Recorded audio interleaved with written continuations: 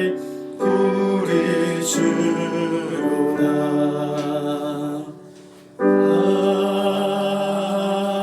아멘.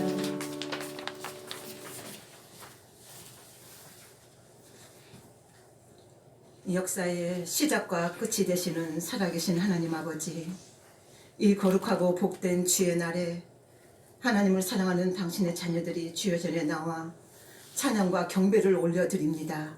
주님, 이 시간 이곳에 임재하시어 영과 진리로 드리는 우리 예배를 기쁘게 흠양하여 주옵소서.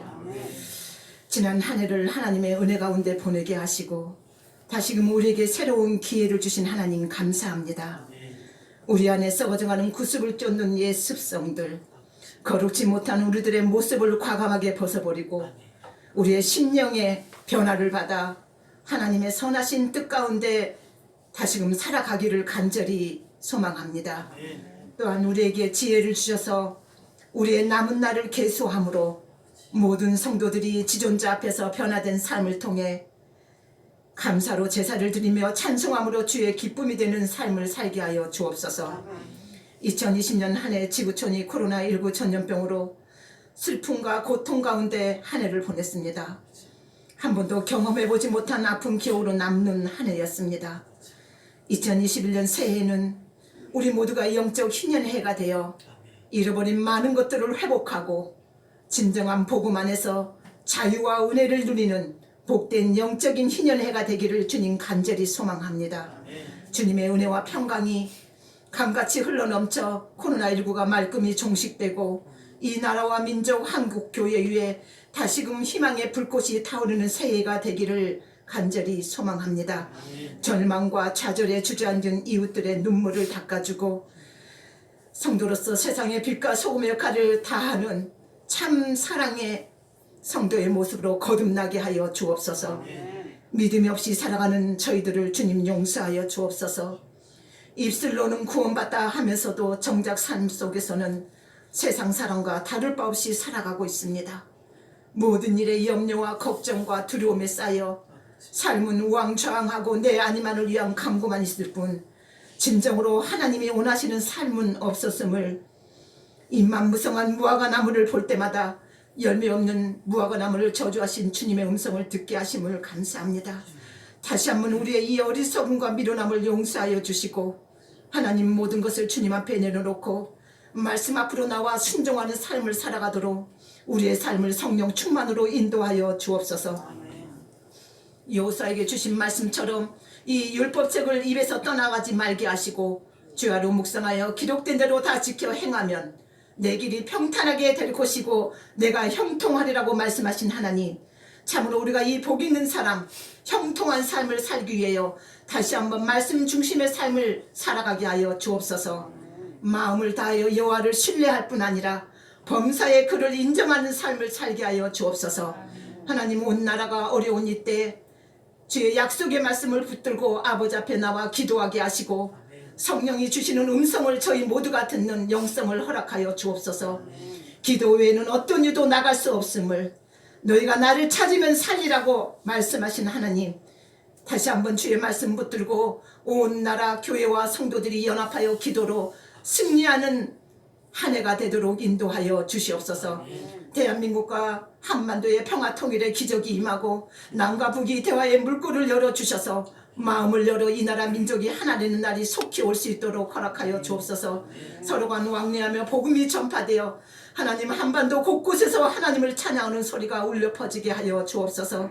하나님, 이 나라에 하나님을 두려워하지 않는 지도자가 나오지 못하게 막아주시고 하나님을 섬기고 국민을 사랑하는 지도자들이 나와서 이 대한민국을 올바르게 이끌어가도록 지도하여 주옵소서. 세계 곳곳에 흩어져 복음을 전하는 선교사님들 위해 기도드립니다.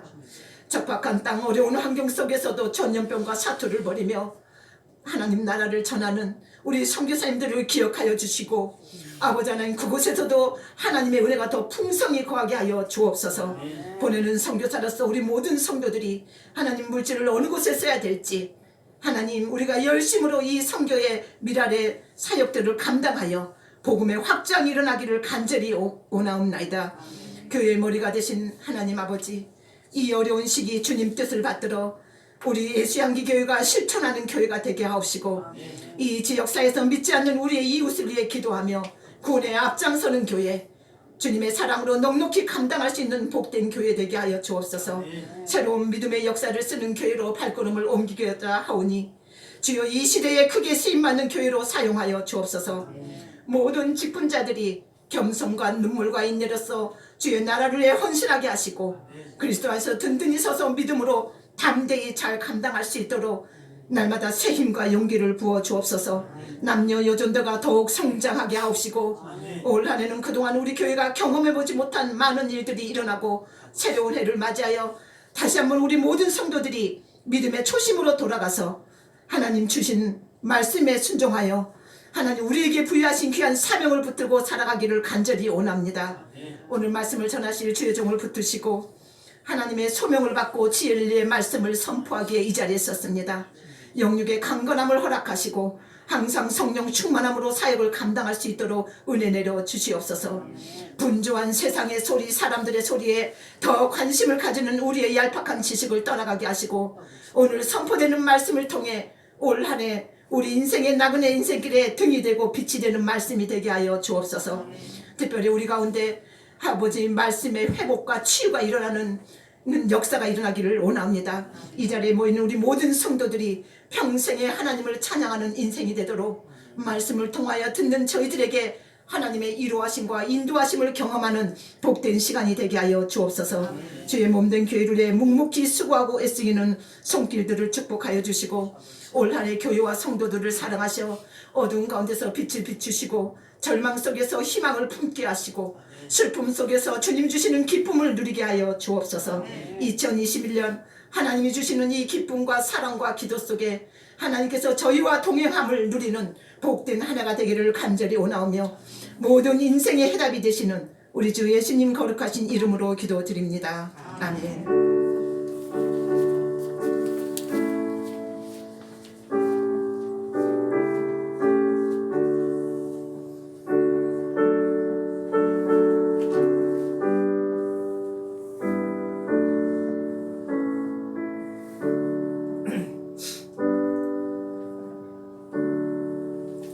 잠시 광고 드리겠습니다.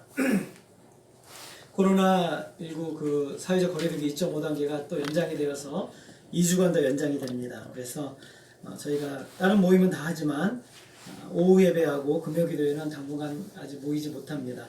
특별히 기도회 같은 경우는 굉장히 당국에서 예민하게 반응하고 있기 때문에 저희가 당분간 모이지 못하고 있고요. 그렇지만 새벽 기도회, 수요 예배는 있습니다. 여러분 수요 예배 열심히 참석해 주시고 이 시기에도 우리가 기도해야 되는데 새벽에 참 기도하기 좋은 시기 아니겠습니까?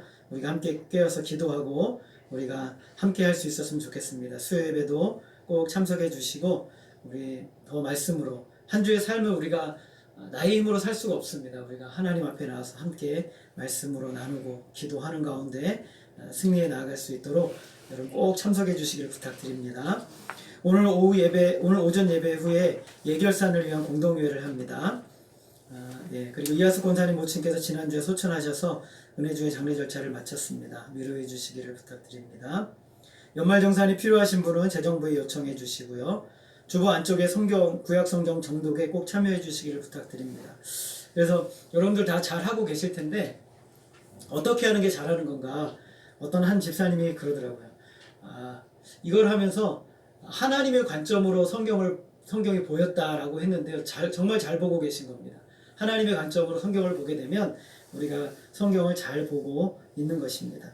그래서 성경 정도 꼭 잘 감당해 주시기를 부탁드립니다. 자, 우리 하나님 말씀 보겠습니다. 갈라디아서 4장 21절부터 31절까지 말씀입니다. 갈라디아서 4장 21절부터 31절까지 말씀.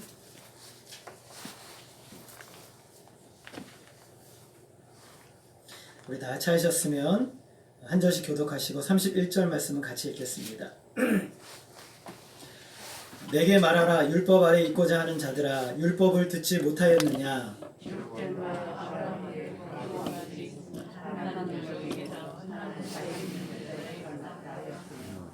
여종에게서는 육체를 따라 낳고 자유인의 여자에게서는 약속으로 말미암았느니라. 이것은 비유니 신의 산으로부터 적을 낳았나니 곧 하갈이라. 이 하갈은 아라비아에 있는 신의 산으로서 지금 있는 예루살렘과 같은 곳이니 그가 그 자녀들과 더불어 종노릇하고 기록된 바 잉태하지 못한 자여 즐거워하라. 산고를 모르는 자여 소리질러 외치라. 이는 홀로 사는 자의 자녀가 남편 있는 자의 자녀보다 많음이라 하였으니 그러나 그때의 육체를 따라 난 자가 성령을 따라 난 자를 박해한 것 같이 이제도 그러하도다.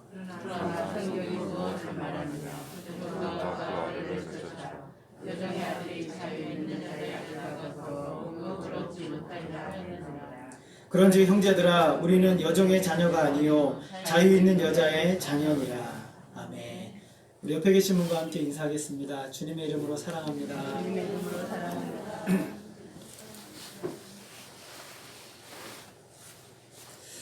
기독교인들이 예수 믿는 분들이 가끔씩 이런 얘기들을 할 때가 있습니다. 이거는 죄 짓는 것도 아니고 이것은 특별히 문제가 되지 않는데 남들 다 하는데 우리도 해도 되지 않겠느냐라고 하는 이야기를 할 때가 참 많이 있습니다. 그렇죠. 우리는 얼마든지 하나님이 주시는 자유 안에서 그런 모든 것들을 누리면서 똑같이 할 수가 있습니다. 남들이 열심히 뭔가를 업적을 성취하기 위해서 열심히 노력하고 그리고 자녀들을 참 좋은 교육 환경에 또 맡기고 또 그리고 세상 사람들이 하는 것처럼 참 좋은 길을 따라가는 거 얼마든지 할 수 있습니다. 뭐 그런 거 우리 참 기독교인들도 할 수 있다라고 생각을 합니다.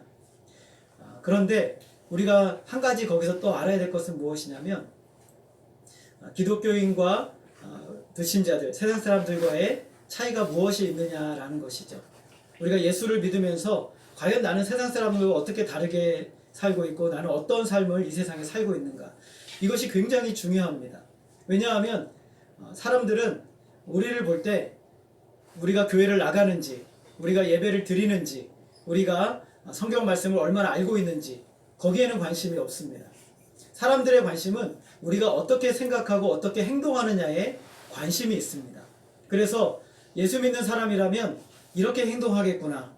예수 믿는 사람이라면 적어도 이러한 삶을 살겠구나라고 사람들이 생각을 한다는 것이죠.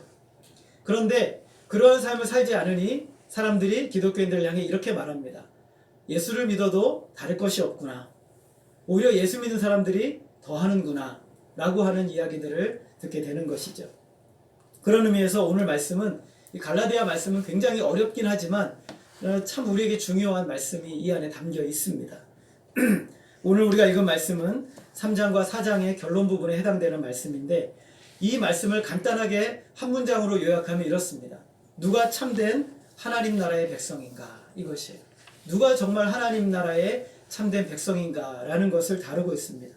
성도라면 누구인가?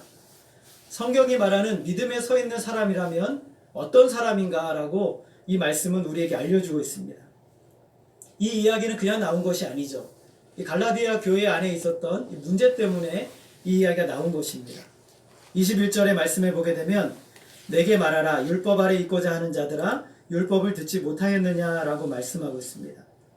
갈라디아 교회의 문제는 우리가 계속 살펴보고 있었지만 성도들 중에 일부 아니면은 좀 많은 사람들이 예수를 믿고 났지만 다시 율법을 지켜서 하나님의 완전한 구원을 얻고자 노력을 했다라는 것이죠. 예수를 믿어 성도가 되었는데 진짜 성도됨이 무엇인지를 몰랐다라는 거예요. 그것을 잘 이해하지 못했다는 것입니다. 믿고 난 후에 다시 율법 아래 머물러 있고자 했던 것이죠. 마치 우리가 길을 잃은 사람처럼 기독교인들이 어리석은 방향으로 인생을 살아가고 있는 것입니다. 여러분, 율법은 사람을 의롭게 할 수가 없습니다. 이것이 성경이 말하는 대전제예요. 그 이유는 율법에 문제가 있어서가 아닙니다. 율법은 선한 것이고 하나님이 주신 것이기 때문에 좋은 것입니다. 문제는 우리 자신이에요. 우리 자신이 율법을 지킬 수 없을 정도로 타락했기 때문에 우리는 율법을 완전히 지켜서 의로움을 얻을 수 있을 만한 존재가 아닌 것이에요. 하나님과 멀어졌어요. 그러므로 율법을 아무리 좋은 율법을 주어도 그것으로 하나님의 의로움을 충족시킬 수 없다라는 거예요. 율법은 선한 것이에요. 그렇지만 우리가 문제가 있는 것이죠. 그래서 율법을 통해서는 하나님이 무엇을 보여주시냐면 우리가 죄인이구나라는 것을 보여주시는 거예요. 내가 참 죄인이구나. 나는 하나님 앞에 무익하구나. 연약하구나. 나는 참 쓸모없구나 라는 것을 느끼고 철저하게 깨닫게 해주는 용도가 율법이에요. 그래서 율법은 참 선한 것이죠.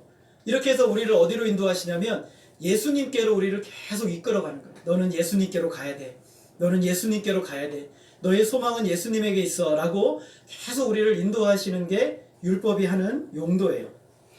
그런데 이 갈라디아에 들어온 거짓 선생들이 들어와서 유혹을 했죠. 무엇이냐면 너희도 율법을 지켜야 되고 할례를 행해야 되고 그리고 구약에서 말하는 그 절기대로 금식도 하고 절기도 지키고 온갖 여러 가지 절기들을 다 지켜야만 너희들은 참다운 구원을 얻을 수 있고 의로움을 얻을 수 있다라고 속삭였습니다. 여러분 이런 삶은 굉장히 세련되죠. 그 영국에 굉장히 유명한 그 수도승이 한 명이 있는데 이 사람은 지금도 이 은둔의 생활을 하면서 자기 돌을 닦는 카톨릭 사람 중에 이런 분들이 참 많이 있잖아요. 이런 분들이 자기가 어려움의 삶을 살고 참 거룩한 삶을 사는데 그 목적이 있어요. 그 목적이 무엇이냐면 자기를 위한 거였어요. 나의 존재 자체를 위해서. 예수 그리스도의 십자가의 은혜가 없어도 그냥 자기만 거룩하게 살면 된다라는 거예요. 그 잘못된 삶을 살고 있는 거죠. 기독교인들에게 있어서 자기를 아름답게 만들고 자기를 가치 있게 만드는 것은 굉장히 세련되어 보이지만 그것은 성경이 말하는 정말 기독교인의 삶이 아니라는 거예요. 그렇게 사는 것을 하나님이 원하시는 것이 아니라는 것이죠. 예를 들어서 여러분 우리가 시간을 정해놓고 금식을 하고 금식 기도할 때가 있습니다. 여러분도 아마 금식 기도를 해보신 적이 있으실 거예요. 그렇죠? 네, 있으신 분도 계시고 없으신 분도 계실 텐데 금식을 하고 나면 어떻습니까? 굉장히 마음속에서 하나님이 뭔가 굉장히 역사하실 것 같은 그런 굉장한 어떤 그 영적인 충만한 은혜가 느껴집니다. 저도 뭐 금식을 많이는 안 해봤지만 몇 번 해봤는데 금식을 기도를 하고 나면 하나님께서 더 특별히 들어주실 것 같은 그런 느낌을 들어요. 더 많이 들어주실 것 같은 그런 느낌을 받습니다. 물론 우리가 간절한 마음으로 금식하며 기도해야 될 때가 있어요. 참 우리가 그런 시간들이 필요합니다. 그런데 우리가 마치 그것이 인생의 신앙의 처방인 것처럼 그렇게 해야만 하나님이 꼭 들어주시는 하나님인 것처럼 그렇게 말해서는 안 된다는 것이죠. 예를 들어서 금식 기도를 여러분이 40일 금식을 하고 하나님께서 기도했는데 그것을 응답을 안 해주셨어요. 여러분 그런 하나님은 어떤 하나님이십니까? 어떤 하나님이세요? 참 완고한 하나님이시죠. 어떻게 하나님 40일이나 금식을 했는데 안 들어주실 수 있나? 그런데 만약에 40일 하고 금식 기도를 해주셨으면 하나님은 어떤 분이세요? 참 고약한 분이시죠. 이렇게 애를 써야만 하나님이 들어주시는 하나님이신 거예요. 근데 하나님은 그런 하나님이 아니시죠. 하나님은 아무 자격 없이 조건 없이 우리에게 하나뿐인 독생자 예수님을 주신 분이세요. 성경이 뭐라고 말합니까? 하나님이 무엇을 더 아끼시겠는가? 무엇을 더 아끼시겠는가? 예수님의 공로를 의지해서 기도하면 하나님이 응답해 주시는데 우리의 귀에 자꾸 속삭이는 거예요. 네가 금식 40일을 하면, 네가 무엇을 하면, 네가 종교적인 무슨 열심을 하면 하나님은 더 많이 들어주실 거야 라고 이야기를 합니다. 하나님은 그런 하나님이 아니시죠. 하나님은 우리에게 모든 것을 은혜로 주신 하나님이세요. 그런데 자꾸 끝없이 우리 안에 이런 세련된 자격을 갖추고 조건을 갖추고 뭔가 대단한 일을 이루어서 남들과 다른 어떤 열정과 신앙의 모습을 갖추어야만 하나님이 나에게 특별하게 역사하시고 나는 대단한 사람이 되는 것처럼 만드는 것, 이것이 바로 율법 아래 들어가려고 하는 것과 같은 것이에요.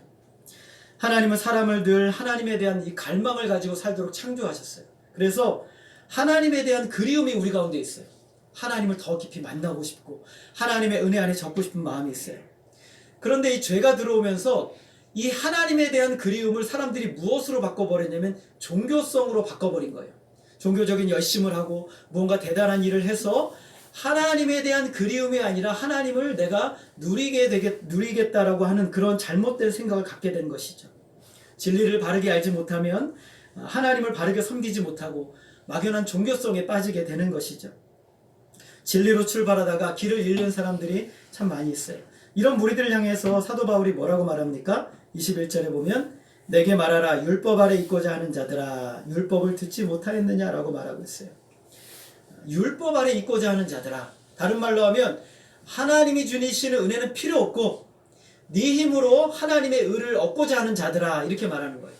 하나님의 은혜는 필요 없어요. 그거 너무 가벼워요. 아무것도 아닌 것 같아요 라고 생각하는 자들아, 율법 아래 있고자 하는 자들아 라고 말하고 있어요. 그러면서 율법이 정말 뭐라고 하는지 너희들 듣지 못했느냐 라고 책망하고 있어요. 22절에 보면 기록된 바 아브라함에게는 두 아들이 있으니 하나는 여종에게서 하나는 자유 있는 여자에게서 났다 하였으며, 아브라함에게 여러분 두 아들이 있었습니다. 하나는 여종에게서 하나는 자유 있는 여자에게 났어요.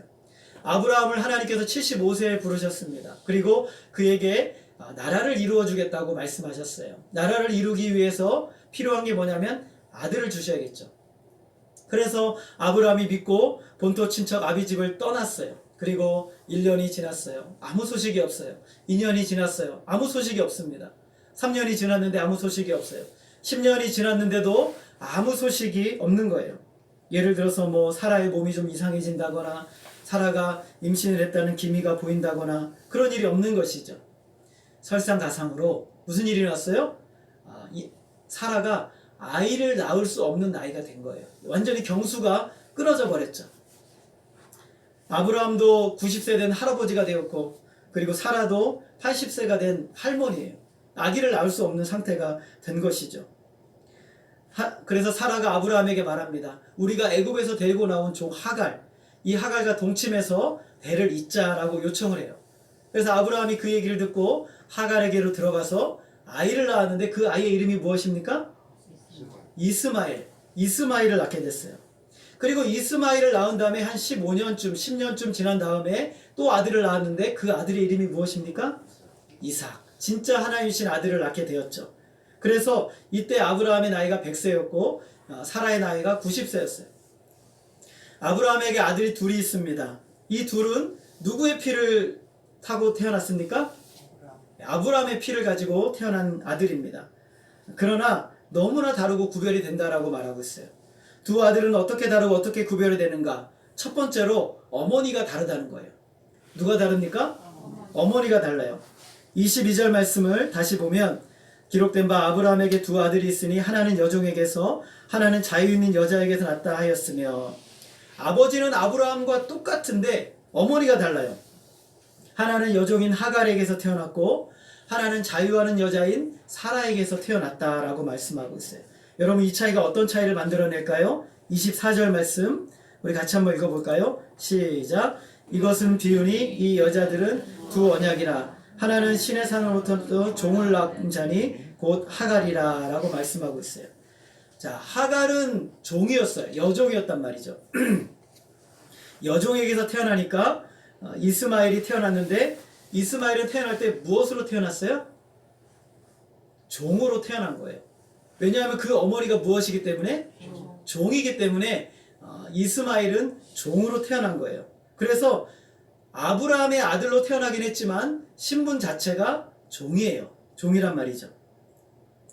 그래서 25절에 보게 되면 이렇게 말씀하고 있어요. 이 하갈은 아라비아에 있는 신의 산으로서 지금 있는 예루살렘과 같은 곳이니 그가 그 자녀들과 더불어 종노릇하고 라고 되어 있어요. 자, 이 이스마엘은 어떤 존재냐면 종으로 태어나서 종이 되었고, 그리고 종의 삶을 사는 인생이라는 거예요. 어머니가 바로 종이기 때문에 종으로 태어났고 신분이 종이에요. 그리고 종의 삶을 사는 존재가 바로 이스마엘이에요. 자, 그런데 다른 사람이 하나가 있습니다. 22절을 하반절을 보면 한 아들이 있는데 자유 있는 여자에게서 태어난 아들이에요. 이 아들이 누구라고 그랬습니까? 이삭이죠. 자, 이삭은 어떤 사람이냐 보면 26절에 보게 되면 오직 위에 있는 예루살렘은 자유자니 곧 우리의 어머니라. 자, 이삭은 자유 있는 여자에게서 태어나서 자유 있는 몸으로 신분을 가지게 되었고 그의 인생은 자유하는 삶을 사는 거예요. 완전히 달라지죠. 신분 자체가 달라요. 삶의 방식도 달라집니다. 그래서 아까 말했던 이스마엘은 종의 여인에게서 태어나서 종이 되었고 종의 삶을 살아가요. 그러나 이삭은 자유 있는 여자에게서 태어나서 자유하는 자가 되었고 자유하는 삶을 살아가는 것이 바로 이삭의 삶이다라는 것이죠. 똑같은 아들이지만 완전히 그 인생이 달라지고 삶이 달라진다는 것이에요. 지금 성경이 말하고자 하는 것이 바로 이거예요. 이 세상에 똑같은 사람들이 살아가고 있지만 완전히 신분이 다른 두 존재의 사람들이 이 세상을 살아가고 있다는 것이에요. 한 사람은 마치 이스마엘처럼 종에게서 태어나 종이고 그리고 종의 삶을 사는 사람들이 있고, 한 사람들은 자유하는 여자에게서 태어나 자유하는 것이 그의 존재이고 그리고 자유하는 삶을 살아가는 존재들이 있다라는 것이에요. 그것을 이야기하고 싶은 거예요. 완전히 다르죠. 여러분, 세례 요한이 예수님의 길을 예비하면서 말씀을 전할 때 유대의 종교 지도자리였던 바리새인과 서기관들이 왔어요. 그들을 보고 세례 요한이 뭐라고 말하냐면 이렇게 말하고 있어요. 속으로 아브라함이 우리 조상이라고 생각하지 말라. 내가 너희에게 말하겠는데 하나님이 능히 이 돌들로도 아브라함의 자손이 되게 하시리라. 지금 이 바리새인 종교 지도자들은 속으로 뭐라고 생각했어요? 나는 아브라함의 자손이야. 나는 아브라함의 자손이기 때문에 하나님의 상속을 받고 하나님의 유업을 이을 자야 라고 생각을 했어요. 근데 세례 요한이 뭐라고 말합니까? 아니라고 얘기하는 거예요. 아니라고. 아브라함에게 두 아들이 태어나도 똑같은 아들이 태어나도 하나는 종이고 하나는 자유자인 것처럼 너희들이 아브라함에게서 태어났다고 해도, 아브라함의 후손이라고 해도 너희들은 아브라함의 후손이 아니다라고 말하고 있는 거예요. 모두가 다 육체적으로 태어난다고 해서 모두가 자유자가 되는 것이 아닌 것이죠. 요한복음 8장에 보면 예수님께서 이렇게 말씀하세요. 진리를 알지니 진리가 너희를 자유롭게 하리라 라고 말씀하세요. 그런데 예수님을 따랐던 많은 유대인 지도자들이 있었어요. 근데 이 사람들이 이 말을 듣고 마음이 상해버렸어요. 왜냐하면 자기들은 아브라함의 자손이고 한 번도 남의 종이 되어본 적이 없는데 우리로 하여금 자유롭게 되어야 한다라고 말하니 우리를 종이라고 하는 것이 아니냐라고 하면서 예수님에게 바로 화를 냈어요. 그러자 예수님께서 뭐라고 말씀하시냐면 너희가 아브라함의 자손이라면 아브라함이 행할 일을 할 것인데 지금 하나님께 들은 이 진리의 말씀을 전하는 나를 죽이려고 하는구나. 아브라함은 이렇게 하지 않았다라고 말하고 있어요. 그들은 아브라함의 자손이라고 했지만 실질적으로는 무슨 삶을 살고 있었던 거예요? 종의 삶을 살고 있었던 거예요. 종같이 삶을 살고 있었던 거예요. 아브라함의 자손이라면 아브라함의 삶을 담고 살아가야 되는데 그런 삶이 그에겐 전혀 없었던 것이죠. 그러니 그들을 향해서 아브라함의 자손이 아니라고 말씀하는 거예요. 종의 자손이라는 거예요. 그래서 하나님의 말씀을 순종하고 따랐던 아브라함과 같이 하나님의 말씀을 듣고 받아들이고 순종하지 않았던 것이에요. 그들은 아브라함의 자손이라고 주장하고 좋아했지만 실상 세례 요한이나 예수님이나 뭐라고 말씀하세요? 너희들은 아브라함의 자손이 아니다. 언약의 자손이 아니다라는 거예요. 여러분, 사람들은 참 이상적이고 좋은 교회를 찾아다닙니다. 그래서 그 이상적인 교회를 찾고자 이 교회도 가보고 저 교회도 가보고 좋은 교회들이 많이 있지 않습니까? 좋은 교회라고 하는 교회들이 많이 있습니다. 근데 제가 분명하게 말씀드립니다. 여러분, 이 땅에 이상적인 교회는 없습니다. 이상적인 교회는 없어요. 스펄전 목사님이라는 분이 한 번은 목회를 하고 있는데 한 청년이 찾아왔어요. 한 청년이 찾아와서 이렇게 말합니다. 목사님, 저는 이 교회를 떠나야 되겠습니다. 성도들도 참 마음에 안 들고 참 힘들고 교회도 참 문제가 많고 목사님 설교도 듣기가 너무 힘드네요. 이런 얘기 들으니까 참 위로가 되는 게 그 위대한 스펄전 목사님 설교도 듣기 힘든 사람이 있었대요. 자, 그랬더니 스펄전 목사님이 이렇게 말합니다. 그렇게 하게나 떠나시게나 이렇게 말씀하시고 청년이여 교회를 떠나 좋은 교회 정말 이상적인 교회를 찾거든 나한테도 좀 알려주게. 그러면 내가 그 교회에 다니고 싶네. 그렇지만 조건이 하나가 있는데 뭐냐 하면 자네는 그 교회 다니면 안 되네. 왜냐하면 자네가 그 교회에 들어가는 순간 완전한 교회의 모습은 깨질 것이기 때문이네. 여러분, 우리가 좋은 교회를 찾고 이상적인 교회를 찾지만 그런 교회는 세상에 없습니다. 사람들이 자기를 좀 정직하게 보고 자기가 어디에 속했느냐를 가지고 자기 존재의 문제를 찾아야 되는데 참 어리석게도 내가 그 교회에 다니면 마치 내가 그런 존재인 것처럼, 내가 좋은 교회에 다니면 마치 내가 그런 존재인 것처럼 착각하고 살아간다는 것이죠. 방송에 나오는 좋은 목사님들 설교를 들으면 우리가 감동도 하고 참 동의도 하게 돼요. 그런데 우리가 잊지 말아야 될 것은 무엇이냐면 내가 그 목사님의 설교에 감동하고 동의한다고 해서 나도 그런 수준이라고 착각해서는 안 되는 거예요. 내가 정말 그런 수준이구나라고 착각해서는 안 되는 것이죠. 내가 그 교회 다니기 때문에 그런 수준이고 내가 그런 목사님의 설교를 듣고 감동하기 때문에 그 수준이라고 착각해서는 안 되는 것이에요. 우리는 속아서는 안 되는 거예요. 아브라함의 집에 두 아들이 있는데 하나는 정말 아들이고 하나는 종입니다. 어디에 속했느냐가 아니라 내가 어떤 믿음을 가지고 있느냐가 제일 중요한 거예요. 우리가 영적으로 누구에게 속했느냐, 영적으로 어디에 속했느냐가 중요한 것입니다. 그것을 두 번째 특징에서 분명하게 설명해 줍니다. 23절 말씀 우리 같이 한번 다시 읽어보겠습니다. 시작. 여종에게서는 육체를 따라 낳고 자유 있는 여자에게서는 약속으로 말미암았느니라. 두 번째 특징은 어떻게 태어났느냐예요. 첫 번째 특징은 어머니가 누구냐이고 두 번째 특징은 어떻게 태어났느냐가 중요한 것이에요. 여러분 여종에게서 난 아들 이스마엘의 특징은 육체를 따라 낳았다라고 말하고 있어요. 정말 아무 문제 없어요. 자연적이고 생물학적이고 정상적인 출생 과정을 거쳤다라는 것이죠. 별다른 것이 없습니다. 거기에는 기적도 없고 거기에는 은혜도 없고 거기에는 어떤 언약도 없고 거기에는 어떤 다름도 없어요. 일반 사람들이 보는 그대로 똑같은 모양으로 그냥 출생한 거예요. 거기엔 특별한 것이 없습니다. 단지 사람의 최선을 다해서 노력하고 인간적인 머리를 짜냈을 뿐이에요. 앞에서도 말씀드렸지만 하나님은 아브라함을 부르셔서 하늘의 별처럼 바닷가의 모래같이 땅의 티끌같이 내가 너의 자손을 이렇게 많게 해줄게 라고 하나님이 약속을 해주셨습니다. 정작 80이 넘었지만 10년이 지났지만 뭐가 없습니까? 자녀가 없는 것이죠. 그래서 사라와 아브라함이 머리를 짜냈어요. 최선의 방법을 짜낸 것이 무엇이냐면 그 당시에 사람들이 일반적으로 하는 방법이었어요. 주인에게 자녀가 없으면 그 자녀를 대를 잇게 하기 위해서 하인들 중에서 괜찮은 여자를 데려다가 아내로 삼아 그 아이를 낳아서 대를 잇게 하는 방법이에요. 이거는 부도덕한 것도 아니고 그 당시에는 죄를 짓는 것도 아니었어요. 모두가 다 생각하기에 다 괜찮은 방법이었단 말이죠. 그래서 아브라함이 사라의 이야기를 듣고 그거 괜찮네. 그렇게 하면서 사라가 그것을 붙들었어요. 아브라함이 그것을 붙들었어요. 그리고 아브라함이 하갈과 동침해서 아들 이스마엘을 낳았어요. 이것을 우리가 뭐라고 말하냐면 세속화라고 얘기를 하는 거예요. 세속화. 언약 백성이 하나님 말씀에 충성하지 않고 하나님의 자녀들이 하나님의 언약의 말씀에 충성하지 않으면 우리는 세상적인 죄를 짓는 것은 아니지만 그 방법을 선택해요. 그것이 우리가 사는 길이라고 생각을 하기 때문인 것이죠. 언약 백성인 하나님의 자녀들이 마음이 조급해집니다. 다른 사람들이 다 하는데 나는 안 하는 것 같아요. 다른 사람들이 돈을 많이 벌어서 잘 되는 것 같은데 나는 안 되는 것 같아요. 다른 사람들 다 성공하고 명예와 모든 것을 얻는 것 같은데 나는 지금 그 자리에 정체되어 있는 것 같은 두려움과 염려가 생겨요. 여러분 아브라함처럼 그렇게 정체되어 있는 기간을 25년 동안 겪어본 사람이 우리 가운데 있습니까? 아무도 없죠. 우리가 그런 마음의 조급함이 생기면 죄 짓는 것은 아니지만 인간적인 방법을 선택하게 돼요. 세상 사람들은 아무도 욕하지 않습니다. 그거 괜찮아. 그 정도는 괜찮아.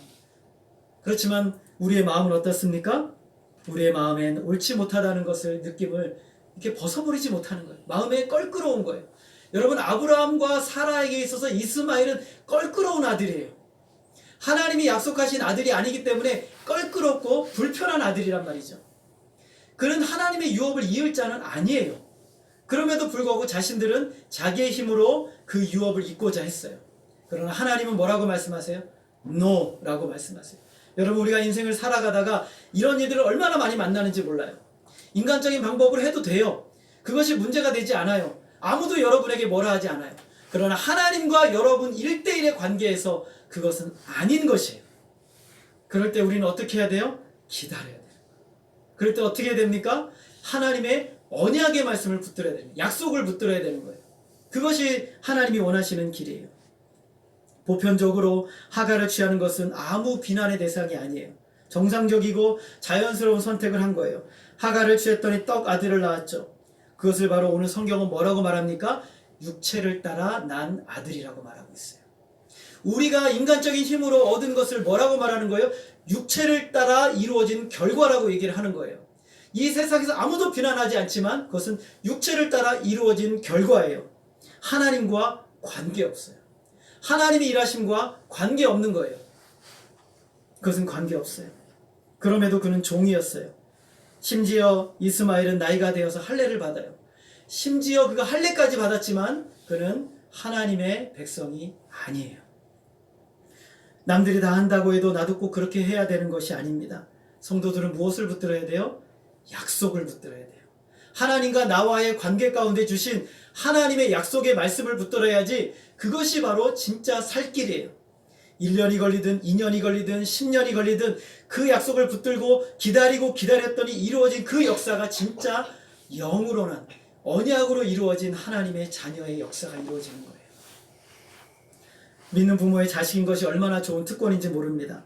부모가 잘 믿는 성도이기 때문에 그러나 저절로 자녀들도 성도가 되는 것은 아니에요. 자식도 부모가 만난 것처럼 주님을 만나야 돼요. 그래야 진짜 성도가 되는 것이에요. 저와 여러분이 아무리 뜨겁고 열정적이고 참 복된 신앙을 가졌다고 해서 여러분의 신앙의 감격과 유산이 자녀들에게 그대로 가는 게 아니에요. 그들도 우리와 같은 열정과 뜨거움으로 주님을 만나야만 그 부모의 신앙과 유산이 우리에게 모조리 다 이루어지는 것이죠. 정말 하나님의 자녀이고 성도인 표는 23절 하반절에 있어요. 그 말씀이 이렇게 말하고 있습니다. 여자에게서는 약속으로 말미암았느니라. 그 진짜 표가 무엇입니까? 약속이에요. 약속으로 말미암은 자녀가 진짜 하나님의 자녀라는 거예요. 약속으로 난다는 것은 하나님의 선택과 계획이 있어야 된다는 것이에요. 하나님이 이 이삭이 태어날 것을 하나님이 아브라함에게 약속하셨어요. 아직 걔가 태어나지도 않았어요. 이삭이 태어나지도 않은 그런 상황에서 하나님은 이삭을 선택하셨고 계획하셨다는 거예요. 이것이 바로 약속이에요. 그런데 그 약속을 우리가 어떻게 알 수 있어요? 어떻게 우리가 그 약속을 알 수 있습니까? 29절 말씀 우리 같이 한번 읽겠습니다. 29절 같이 읽겠습니다. 시작. 그러나 그때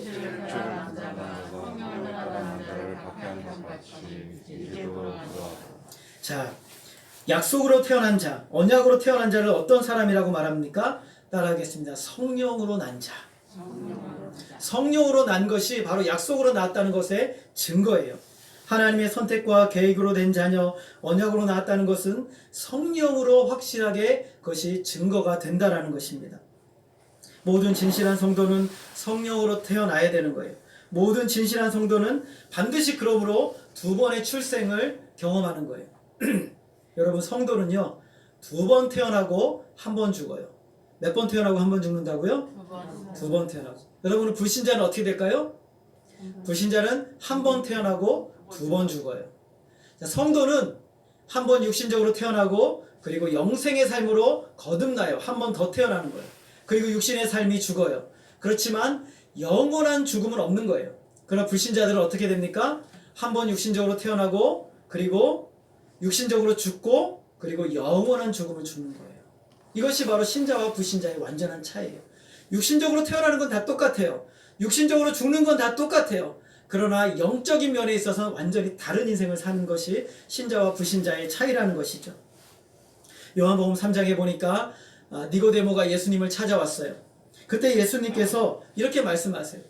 네가 한 번 더 태어나지 않는다면 넌 하나님 나라에 들어갈 수 없다 라고 말씀하세요. 이걸 좀 다른 말로 하면 사람이 거듭나지 않으면 하나님 나라에 들어갈 수 없다라고 말씀하세요. 니고데모가 깜짝 놀랐어요. 아니 주님, 어떻게 사람이 이렇게 장성한 내가 어떻게 다시 태어납니까? 어머니 뱃속에 다시 쑥 들어갔다가 다시 태어나야 됩니까? 라고 니고데모가 이야기를 하죠. 사람이 나이가 많아 늙으면 엄마 뱃속에 다시 들어가야 됩니까? 저와 여러분이 나이가 들면 몸이 아프잖아요. 여기저기 아픈 데도 있고 여기저기 하나 문제가 생기고 그럽니다. 그러니까 안 되겠다. 내가 좀 건강해져야 되겠네 하고 다시 엄마 뱃속에 쑥 들어갔다가 다시 쑥 나오니까 건강한 모습으로 나와요. 여러분 이게 가능합니까? 만약에 그런 분이 우리 교회에 한 분 계시면요. 저희 교회는 아마 미어 터질 거예요. 그런 사람 보려고 막 몰려들 거예요. 지금 니고데모가 지금 그렇게 공부를 많이 한 사람도요. 예수님의 말씀을 듣고 이해가 안 되는 거예요. 근데 여러분이 하나님의 말씀을 이해한다는 건 굉장한 성령의 역사가 있었기 때문에 하나님의 말씀을 이해하는 거예요. 니고데모가 이런 말을 하니까 예수님께서 말씀하세요. 따라하겠습니다. 육으로 난 것은 육이요 영으로 난 것은 영이니. 여러분 이게 답이에요. 우리가 아무리 다시 태어나봐야 육체로 어머니 뱃속에 들어갔다가 다시 또 태어나고 육체로 어머니 뱃속에 들어가다 다시 태어나고 육체로 어머니 뱃속에 들어가다 다시 태어나도 여전히 육체는 뭐라는 거예요? 육체라는 거예요. 우리가 인간적인 방법으로 아무리 다시 태어나고 아무리 노력하고 아무리 힘써도 그것은 뭐라는 거예요? 육체라는 거예요. 하나님 나라에 들어갈 수 없어요. 그런데 육체로 태어난 우리가 인간적인 방법과 모든 노력을 동원을 다 배제하고 성령으로 하나님의 능력으로 다시 태어나면 그 사람은 뭐라는 거예요? 영이라는 거예요. 영. 하나님의 영으로 영생을 얻는 하나님의 백성이 된다라고 말씀하는 거예요. 그래서 물과 성령으로 거듭나지 않으면 우리가 하나님의 자녀가 될 수 없다라고 말씀하는 거예요. 여러분, 성령으로 거듭난 사람들은 하나님을 진짜 그때부터 영이신 하나님을 바르게 예배하게 되고 기도의 골방에서 하나님을 그리워하게 됩니다. 하나님을 자꾸 의지하는 것이 무엇인지를 알게 되는 거예요. 기도의 골방에서 살아계신 하나님을 영으로 만나지 않으면 견디지 못하는 이 목마름과 그 갈급함이 진정한 신자들 안에 있어요. 이 땅에서 성령을 의지하며 사는 것이 무엇인지를 아는 것이죠. 불신자들도 도덕적으로 바르게 살고 그리고 윤리적으로 바른 기준을 따라 최선을 다해 살아가려고 해요. 우리 성도는 그 정도가 아니에요. 우리도 최선을 다해 살아가지만 우리는 무엇을 합니까? 해도 되지 않는 것이 있다는 것을 알아요. 육체를 따라 아무리 노력해도 이룰 수 없는 것이 있다는 것을 알아요. 그래서 어떻게 합니까? 성령의 도우심을 구하는 거예요. 매일매일 성령의 도우심을 구하며 하나님의 은혜의 삶을 살아갈 수 있도록 구하는 거예요. 하나님께 참되게 예배하는 것이 복되다는 것을 알아요. 하나님을 예배하는 그 기쁨을 우리는 알아요. 그래서 그 예배를 내 힘으로 하나님 앞에 온전히 드릴 수 없기 때문에 10분, 20분 전에 나와서 하나님, 나의 힘으로, 나의 진정으로, 나의 마음으로 하나님을 예배할 수 없는 것을 하나님 아시지요? 하나님, 긍휼을 베풀어 주셔서 내가 하나님 앞에 온전히 예배로 나아갈 수 있도록 나를 도와주세요. 기도하는 것이죠. 우리가 앉아서 그냥 기도만 하면 기도가 술술 나오고 하나님과 영적으로 교통하는 게 아니죠. 기도의 제목을 가지고 달달 웬다고 해서 하나님과 친밀한 교통을 갖는 게 아니에요. 그렇기 때문에 우리는 어떻게 합니까? 무릎 꿇고 잠잠히 성령님께서 도와주셔서 하나님과 깊은 교제 가운데 들어갈 수 있도록 기도하는 거예요. 인간의 힘으로 안 되는 것이 있다는 것을 우리는 아는 거예요. 아니, 인간의 힘으로는 하나님을 만날 수 없다는 것을 알기 때문에 우리는 성령의 도우심을 구하는 거예요. 로마서 8장 14절에 보면 무릇 하나님의 영으로 인도함을 받는 사람은 곧 하나님의 아들이라고 말씀하고 있습니다. 성령으로 인도함을 받는 사람만이 어떤 사람이라는 거예요? 하나님의 아들이라고 말씀하는 것입니다. 육신에 있는 사람들은 하나님을 기쁘시게 해드릴 수 없어요. 아까 제가 말씀드렸죠. 이스마엘은 껄끄러운 아들이에요. 이스마엘은 아브라함과 사라에게 참 불편한 아들이에요. 왜냐하면 하나님은 약속은 있지만 그 약속과 다른 아들이기 때문에 불편한 아들이에요.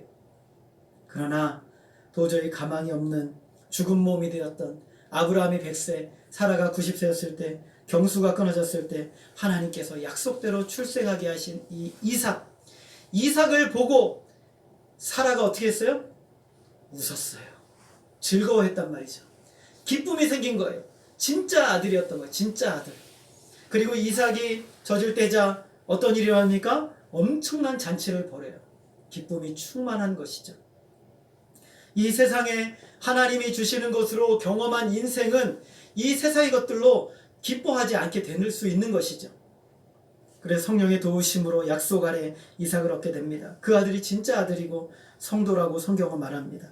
저와 여러분 어디를 뜯어봐도 하나님의 자녀로서 자격이나 조건이나 공로나 하나님의 이름에 기여하고 어떤 영광스러운 모습 우리에게 조금도 없어요. 아무것도 없단 말이죠. 몸이 다 죽었어요. 태가 다 말라버린 사람과 같은 거예요. 우리가 그렇단 말이죠.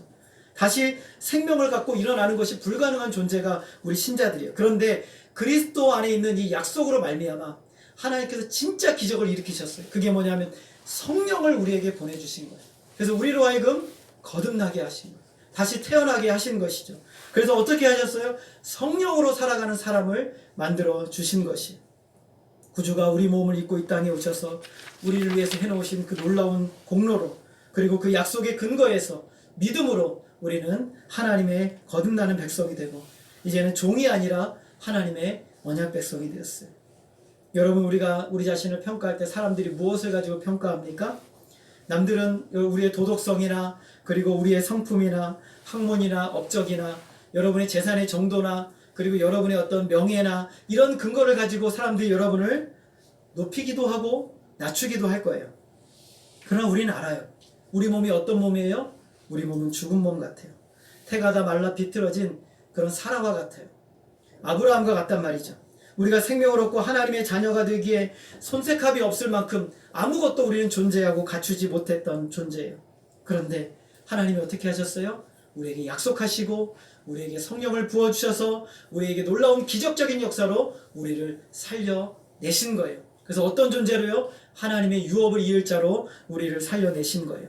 하나님의 사랑과 예수 그리스도의 완전한 은혜 때문에 우리가 이 땅에서, 이 세상에서 정말 감당할 수 없는 놀라운 은혜를 누리며 살아갈 수 있게 된 것이죠. 은혜의 기적이 만들어낸 이삭처럼 불가능한 아들이 된, 바로 우리가 이삭과 같은 사람이에요. 성경은 우리가 이삭이라고 말해요. 28절에 보면, 우리 같이 한번 읽어보겠습니다. 28절 시작. 형제들아 너희는 이삭과 같이 약속의 자녀라. 여러분, 이삭과 같다는 것은 우리는 태어나지 말았어야 되는 존재예요. 저와 여러분은 태어날 수 없었어요. 하나님의 나라에 들어갈 수 없었단 말이에요. 불가능한 존재예요. 이삭도 태어날 수 없었어요. 아브라함과 사라는 육신적으로 말하면 이삭을 낳을 수 없었단 말이죠. 근데 어떻게 태어났어요? 하나님의 능력으로. 하나님의 능력으로 태어난 거예요. 성경은 뭐라고 말해요? 우리가 이삭이라고 얘기하는 거예요. 우리가 이삭인 거예요. 하나님의 성령의 능력으로 불가능을 가능케 하셨어요. 저와 여러분 이삭과 같아요. 도저히 태어날 수 없는, 살아날 수 없는 존재였어요. 그러한 우리를 하나님께서 약속 안으로 들어가게 해주셨어요. 사라의 태 안으로 들어가게 하신 거예요. 자유 있는 여자의 몸 안으로 들어가게 하신 거예요. 자유하는 여자 사라에게로 이스마엘이 아니라 이삭을 선택하셨죠. 그리고 완전히 불가능한 상황에서 하나님은 인간적인 방법이나 노력이나 능력에 근거하지 않고 성령의 능력으로, 은혜로 생명이 되게 하신 것이. 여러분, 오늘 이 말씀에서 우리는 그러면 어떻게 살으라고 우리에게 이렇게 놀라운 역사를 이루셨어요? 우리로 하여금 기적의 삶을 살으라고 말하는 거예요. 여러분, 기적으로 태어난 아이의 삶은 기적으로 사는 삶을 사는 거예요. 성령으로 난 사람은 성령으로 살아가야 되는 거예요. 오늘 이 땅 가운데 우리가 살아갈 힘은 성령의 능력으로 사는 거예요. 언약으로 말미암은 자녀는 언약에 붙들려 살아가야 돼요. 말씀으로 말미암은 사람은 말씀으로 살아가야 되는 거예요. 자유의 삶을 살아가야 돼요. 은혜가 뭔지를 보여주는 삶을 살아가야 되는 거예요. 성령으로 났으니 성령에 이끌리며 사는 삶을 살아가야 돼요. 그러한 삶을 사는 자가 바로 하나님 나라의 백성이에요. 저와 여러분, 오늘 우리가 이 말씀을 들었어요. 저와 여러분 안에 하나님께서 베푸신 이 놀라운 기적적인 역사가 일어났습니까? 여러분 안에 놀라운 생명의 역사가 우리 가운데 일어났습니까? 그렇다면 오늘 우리 가운데 이 세상에 부러울 것이 없고 이 세상에서 염려할 것이 없는 인생이 된 것이. 왜냐하면 하나님께서 불가능한 가운데서 우리를 구원하셨다면, 우리 인생에 그 어떤 불가능한 인생의 문제가 닥친다 할지라도 그 인생의 문제를 여실 분은 하나님에게 달려있는 거예요.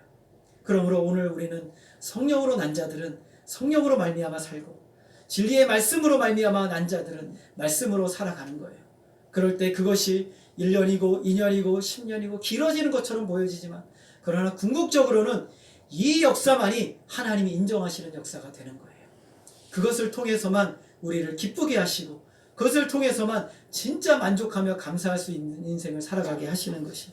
여러분, 오늘 우리는 참된 하나님 나라의 백성으로 오늘 살아가고 있어요. 그렇다면 오늘 우리가 어떻게 살아가야 돼요? 말씀으로 살아가고 언약으로 살아가고 성령에 붙들려서 살아가야 되는 거예요. 그래야지만 이 세상을 이기고 승리할 수 있어요. 그래야지만 이 세상을 역행하면서 하나님이 기뻐하시는 삶을 살아갈 수 있는 것이죠. 이러한 믿음의 삶이 저와 여러분이 있어지기를 소원합니다. 그래서 우리가 이 땅에서 이 세상 방법 따르지 않고, 이 세상의 방법을 따르지 않고, 자기의 머리를 따르지 않고, 세상이 다 허용해도 하나님의 뜻이 아니라면 기꺼이 노라고 하고 하나님이 원하시는 삶을 선택함으로 정말 우리의 영이 살아나고 우리의 영혼이 충만한 하나님의 은혜 안에 들어지는 복된 저와 여러분의 인생이 되어지기를 주님의 이름으로 소원합니다. 기도하겠습니다. 하나님 아버지, 오늘 우리에게 참으로 하나님, 우리의 인생이 얼마나 다른지를 우리가 꼭 기억하게 하여 주옵소서. 하나님이 얼마나 우리를 사랑하셨는지, 어떻게 우리를 구원하셨는지, 어떻게 우리에게 놀라운 은혜를 베풀어 주셨는지 우리가 기억하게 하여 주옵소서. 이 땅에 수많은 사람들이 있지만 하나님, 그 가운데서 하나님 특별하게 하나님의 자녀들을 구별하셔서 하나님의 백성 삼으시고 주님의 놀라운 성령에 붙들려 살아갈 수 있도록 인도하신 하나님께 감사드립니다. 우리가 더 이상 이 세상의 방법과 이 세상의 뜻을 의존하지 말게 하여 주시고 하나님께서 우리를 구원하신 그대로 우리도 그 성령에 붙들려서 매일매일 살아갈 수 있도록 인도하여 주시옵소서. 그래서 하나님 세상의 방법을 따르지 않고 세상의 가치관을 따르지 않고 하나님 구원받은 하나님의 백성다운 모습으로 이 땅을 믿음으로 살아내게 하여 주시고 이 어렵고 혼탁한 세상 가운데 하나님의 자녀다운 모습으로 주님 앞에 기쁨으로 드려질 수 있도록 역사하여 주시옵소서. 하나님으로 영광 받아 주시기를 간절히 원하오며 예수 그리스도의 이름으로 기도하였습니다. 아멘. 찬송가 284장입니다.